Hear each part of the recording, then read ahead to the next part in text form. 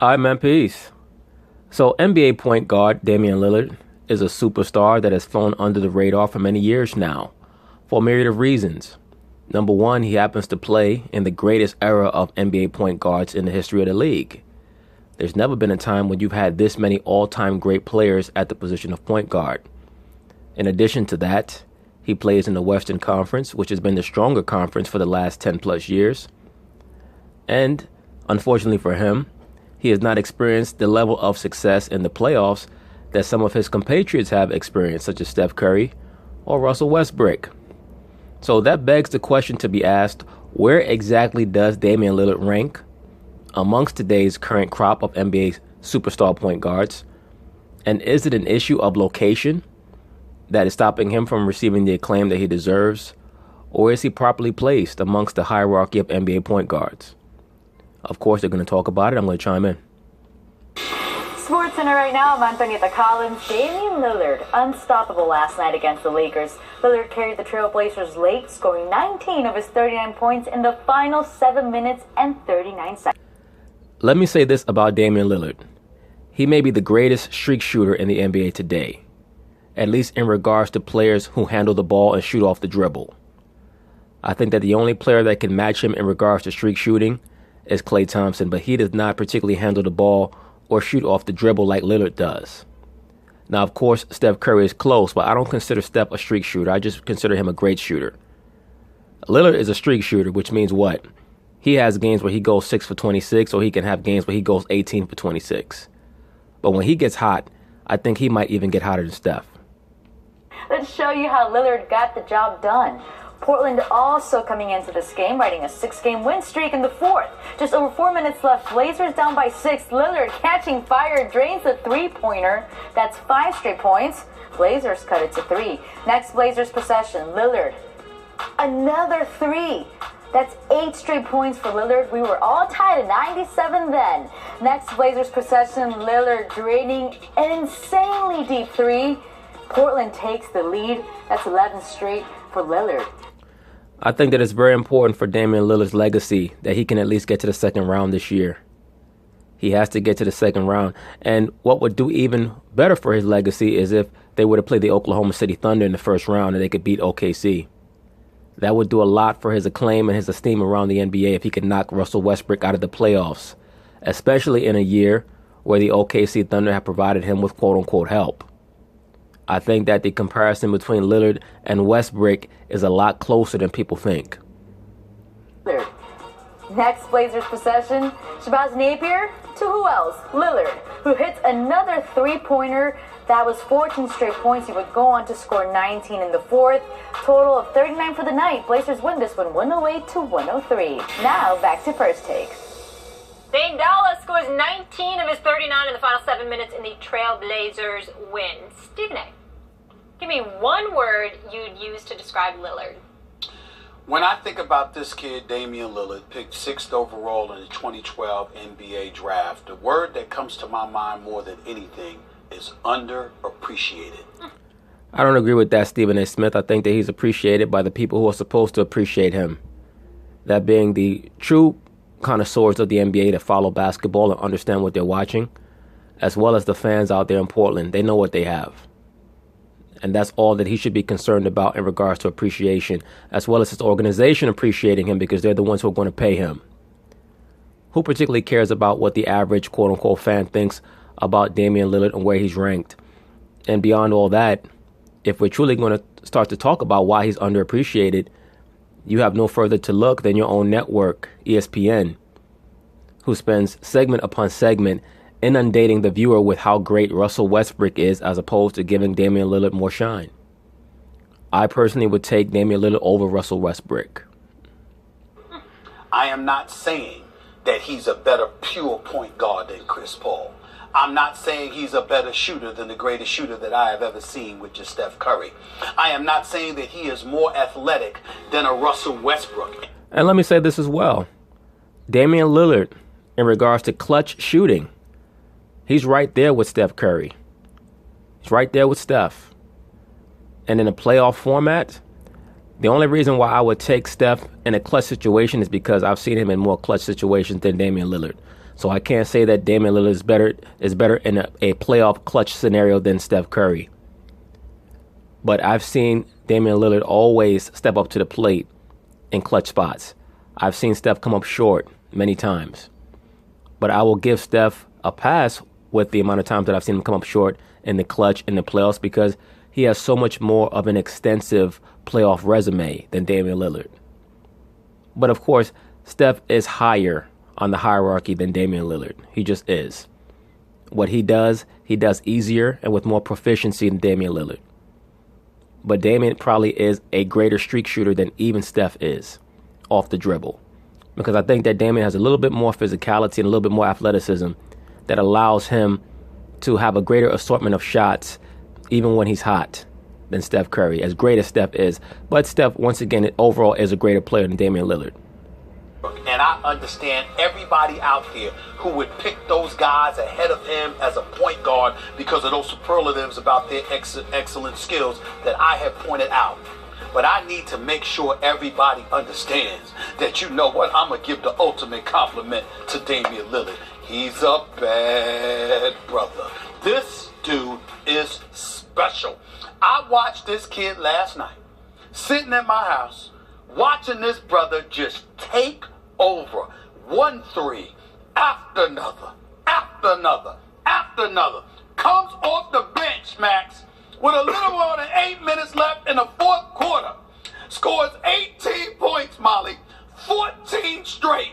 Just took over. And it's not the kind of luck shots or anything like that. I mean, a little move to a little pump fake here, a little dance, little pull up, going to the hole, doing what he wants when he wants. Deceptive quickness. Obviously a joy to get to the hole, doing what he does. This brother is a big shot maker. I agree. That's why I stated that for me, in regards to off the dribble streak shooting, it's him and Steph and then everybody else. I mean, I guess you could throw Harden in there as well, but I think that him and Steph are a level above Harden.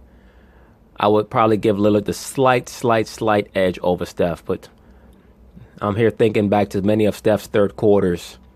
Steph has had some 30-point third quarters, or high 20s, I should say. I'm not sure if he's ever had a 30-point third quarter. I know that Klay certainly has, but I've seen Steph have a multitude of 20-plus third quarters. So it's definitely close. The difference between them would be infinitesimal, but that would just go to show you how great Lillard is from the outside once he gets hot, once he gets going. I'd probably give him a slight edge in regards to streak shooting, because I don't particularly consider Steph Curry a streak shooter. I think he's just a great shooter. Like in NBA history, you have streak shooters and then you have pure shooters. You just have great scorers. I would not consider Curry a streak shooter. Lillard definitely is, though, because he has too many games where he goes off, where he has these 6 for 25 games. He's a lot like Kobe. Kobe was a great streak shooter, but he would have those games where he would go 7 for 22, 8 for 27. And when I think of Damian Lillard, one of my favorite things to see is when he goes like this. Dame time, Dame time. Because this is what he does. And I look at him, and you know what? It's just the ultimate compliment. This is what I think about when I think about Damian Lillard. I think box office. This dude is... That's Stephen A's way of saying, Knicks, please try to do something to get Damian Lillard on the team. Every time Stephen A talks about Dame Lillard, he's trying to beg the Knicks to bring him onto the squad. Walk through the turnstiles to see the kind of skills that this brother brings to the table. Career averages over the last, he's been in the league for 6 years, over the last 5 years, 20, 21, 25, 27, 26.6 this year. This is what he's averaging. Yeah, but I think that's part of the problem. I actually think that his scoring average is a little too high. I think his scoring average is a little too high because his shooting percentage is normally somewhere around 41, 42%. I'm not quite sure what he's shooting this year in regards to shooting percentage. One of you brothers can correct me. But once again, that is why Steph Curry is a level above him. Because Curry's shooting percentage is going to be 48, 49%. Steph Curry is going to average about 27 to 30 points a game for you. But that big gap in shooting percentage means that all those shots that Damian Lillard is missing are going to lead to possessions for the other team. Steph Curry is shooting at such a high percentage that provides more shots for his teammates while also providing the same productivity. If he were not in Portland, And no disrespect, because I know they got great fans out there in Portland. If he were not in Portland, if he were in New York City, okay? You see that? Okay? Or somewhere along those lines, this brother would be significantly more appreciated. Damian Lillard. I understand what those other guys are. But, Max, if you sat up there and said, well, Stephen A., you can't have them, but you can have Damian Lillard, I would say thank you. This brother is special. I cannot love me some Damian Lillard. You know, Stephen A. Smith must have heard through the grapevine that Damian Lillard is going to request a trade at the end of the season. This is about the second segment that Stephen A. Smith has thrown bouquets at Damian Lillard. That tells me that he has heard through the grapevine that Damian Lillard maybe has given an ultimatum to the Portland Trail Blazers front office to let them know, if you don't do what I need you to do to make this team a championship contender in the offseason, I want to be traded. And I think that that is the reason why Stephen A. Smith is coming on TV trying to plant a little seed in Damian Lillard's head to request a trade to the Knicks. Lillard, after his rookie year, maybe his second year, I was saying, other than AD, the guy I'd want to build a franchise around was Damian Lillard. I actually think I've been proven wrong about that. Yes, horribly wrong. But he's a great player. He's a fantastic player. Weber State. Weber State. I mean, Lillard does... The fact that he came out of Weber State is truly a testimony to scouting and how important scouting is to finding diamonds in the rough. Because you have players like that, like a Damian Lillard, or even his backcourt mate, C.J. McCollum, who also was found, I believe, in a school that was in the same division as Damian Lillard's school. If I'm wrong about that, one of you brothers can correct me. You can even look at a player like Scottie Pippen, top 50 all-time player. I believe he went to Central Arkansas, who many NBA scouts did not even know had a basketball team when Jerry Krause found him. Does a lot of the stuff that Steph does. Yeah. You know, it's not like last night when he... Yeah, he's like a little miniature Steph. I wouldn't even call him miniature. He'd be like Steph's slightly younger brother who mimics his game. He's like Damian Lillard to Steph is like Kobe to Michael Jordan. I put it like that. When he got hot, it wasn't just that he was hitting threes. He's hitting threes like you really got to pick him up basically from half court. Lonzo was on him. Lonzo didn't do anything wrong with his defense. Lillard's not shooting from a place where a human being is supposed to hit a three, and he's hitting it, and it's not luck. He's stroking it. 6 feet. Wait, you said underappreciated. I didn't get Max's well, word. now I'm gonna get into the word. Okay, Goldilocks. Now, let me explain what I... In the Three Bears. Oh, my God. This is an all-time... I never saw that coming. Please explain. Goldilocks? And I'm going at your opinion about the fact That's that he's the word. underappreciated. Okay, ladies and gentlemen, Max Kellerman said the word is Goldilocks. Go ahead. History, daughter. Now, you're saying that he's underappreciated. Goldilocks refers to that. I think he's appreciated just right. I agree, sir. In astronomy, astronomers look for planets that are about as distant from stars as Earth is from our star, the sun. Because that is what's known as being in the Goldilocks zone. It's not too cold far away. It's not too hot too close. Yes, and the main reason why astronomers look for planets that are in their solar system in the same place as Earth is approximately is that they're hoping to find life there so that they could try to disprove the origin of man as stipulated by the scriptures. That's the true point of astronomy, is to search the cosmos far and wide for another planet that has habitable life so that they can say to themselves, look, there's life somewhere else in the universe. We're not alone. So that means that the Bible has been proven false. It's just right for life, right? That's the Goldilocks zone. You are much smarter. Damian Lillard lives in terms of public perception, the Goldilocks zone. He's not underappreciated, nor is he overrated. People understand him just right. I agree. He doesn't get enough attention because he plays on the West Coast up in the Pacific Northwest. I think that he actually gets the appropriate amount of attention based off of how much he's accomplished. Now, one can say, and I might even say that maybe he's deserving of more acclaim. But when we're talking about attention, I think that he'll get more attention as he's more successful in the playoffs. He has to have a good playoff run. I think that he's going to go out in the second round. If he goes out in the first round, he's definitely going to demand a trade. If he goes out in the second round, it's going to depend on how competitive his team is with either presumably the Rockets or the Warriors that will determine to me whether or not he's going to demand a trade. But he's certainly going to want the Portland Trail Blazer front office to acquire some help for him. So he's kind of tucked away, so there should be more media coverage of him. That part I agree about. But in terms of how he's perceived, just right. And this is what I mean. Is he fantastic? We all know that. Could he be a championship point guard? He does a lot of the stuff Steph does. Yeah, he could be a championship point guard. But who you taking, Steph or Lillard? Steph. Yes, I'm taking Steph. Harden or Lillard? I would take Harden, but I wouldn't call Harden a strict point guard. But then again, I wouldn't call Lillard a strict point guard either. That's probably part of the problem. I think he shoots a little bit too much. He has to concentrate on making some of those other teammates that he plays with a little bit better, especially Nurkic. Well, that's not fair. Harden is a 2 guard. CP3 or Lillard? Right now, this year. Depends on the team. Okay. I agree with Stephen A. Smith. It depends on the team. But one could make the case that if you were to put Lillard on the Houston Rockets, that they would be just as good because he's a gunner from the outside as well. And you're really not asking CP3 to be a great distributor. You're asking him to be another hired gun on the outside and to spell Harden in handling the ball, which Lillard could definitely do if he was in the same system. Okay, I'm taking CP3. I love CP3. That's very, very close, though. At this point in CP3's career, I might take Lillard. That's very close, though. Very close. CP3 because he's a quintessential point guard, the greatest, but... Westbrook or Lillard? Or Westbrook. I'm taking Lillard. I know a lot of people might not like that. I'm taking Lillard. I like his decision-making better. I like his clutch performing better. I like his mindset better than Russell Westbrook.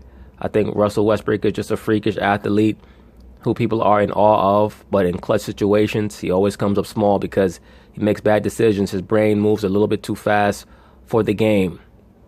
Sometimes you have to slow things down, not speed them up. I mean, how many other guys? That's 5 guys already. Listen what I'm He's not a top 5 point Wait, guard. 1 second. So that's why the porridge is just right? In other words, people know he's an all-star. They know he's an all-star, but they also know But he's not that's why in an this MVP. story, the He's porridge just right. was Everyone just has the right. right impression of Lillard. Time out. Okay. What I'm saying to you is this. There is such a thing, and I'm sure you'll appreciate where I'm coming from here. There is such a thing as it's not about whether you're 5, 6, or 7. It's about the quality of the individuals that would be picked above you. I would agree with that. When we talk about Steph, the greatest shooter ever. When we talk about Russell Westbrook, the most athletic point guard in the history of basketball, who, by the way, is an assassin because he's just crazily comes after you. Yeah, I agree with that. He is an assassin. Sometimes he assassinates his own team with his bad decisions. And yes, he does crazily come at you. And crazy is not always good, sir. What I'm saying to you is this. This guy, Damian Lillard, there's 30 teams in the NBA. Just because we talk about those dudes shouldn't mean we're not talking about ball. Think about this for a second here. Do you understand that Portland has a better record than OKC? Yes, I understand that very well. What does that tell you, Stephen A. Smith? What does it tell you that Portland has a better record than OKC? And supposedly OKC provided Westbrook with all the help that he allegedly needed. What should that tell you? Portland's the number 3 seed in the Western Conference. So what I'm trying to say to you... When are you guys going to get off of Westbrook, man? I mean, look, Westbrook is a great athlete, future Hall of Famer. He's going to end his career with about 14 or 15 All-Star appearances. He might get lucky and win a championship. When are you guys going to get over this guy? Like, he's a great athlete, but is he truly a great player? To me, a great player is someone who sees the game on a macrocosmic level, can understand things that are happening even before they happen. That's just not him. You is that Damian Lillard is not just balling, he's winning. Lillard and Kyrie, you only get one. Kyrie all day, every day over Lillard. Nothing against Lillard. It's competitive, but nah. Kyrie's above him mentally and skill-wise. And that's saying something because Lillard has a very high level of skill. But Kyrie's more skillful than him. To be quite frank with you, Kyrie's probably the most skilled point guard in the NBA. Even over Steph.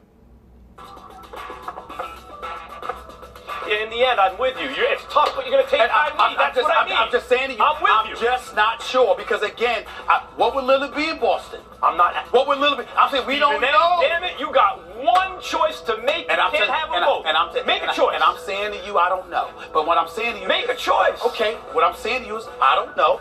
I could pick, let's say I'll go with Kyrie. Yes, you would. Yeah, you're going to go with Kyrie. Stop saying let's say. You're going to go with Kyrie. I mean, it's By why. a hair, but you do it. But let me explain to you. That's how tough it is. Yep. So Stephen A. Smith is getting frustrated with Kellerman because Kellerman doesn't seem to pick up that Stephen A. is trying to plant a seed in Lillard's head to think about asking to be traded to the Knicks. That's what this segment's really all about for Stephen A. Smith. He's trying to get Lillard to his Knicks so that he has someone to help out Porzingis. So why can't we not appreciate this man? Time out. That's my point. Time out. That I agree with you. What I'm saying is he's fantastic. Lillard's fantastic. Don't get it twisted. What I'm saying is we got the handle on where he is. Everyone knows.